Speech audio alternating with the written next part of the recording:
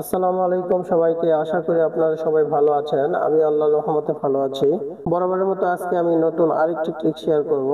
আজকের এই ভিডিওতে আমি দেখাতে চাচ্ছি কিভাবে আমরা ম্যাক্সিমাম বের করতে পারি, মিনিমাম বের করতে পারি। এখানে স্টুডেন্টের নাম দেওয়া আছে এবং পাশে মার্কস দেওয়া আছে।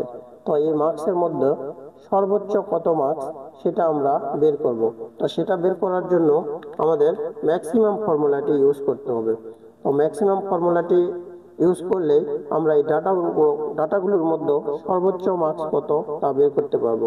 তো এই কাজটি করার জন্য প্রথমে আপনাকে ইকুয়াল চাপ দিতে হবে, তারপরে MAX ম্যাক্স লিখে সবগুলো ডাটাকে সিলেক্ট করব আমরা। করার পরে ব্র্যাকেট ক্লোজ করব। ক্লোজ করার পরে এন্টার মারলাম।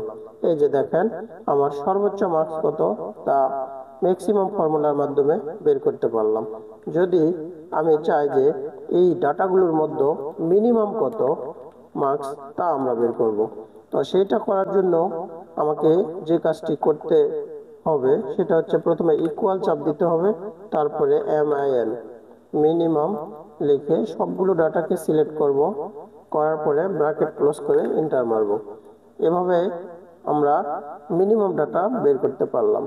তো আপনার ডাটা আমি কমের মধ্যে দেখালাম, অনেকগুলো ডাটা থাকতে পারে।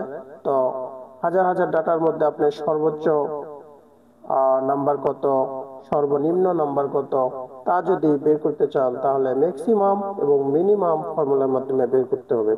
ভিডিওটি শেষ পর্যন্ত দেখার জন্য আপনাকে অসংখ্য ধন্যবাদ। আসসালামু আলাইকুম।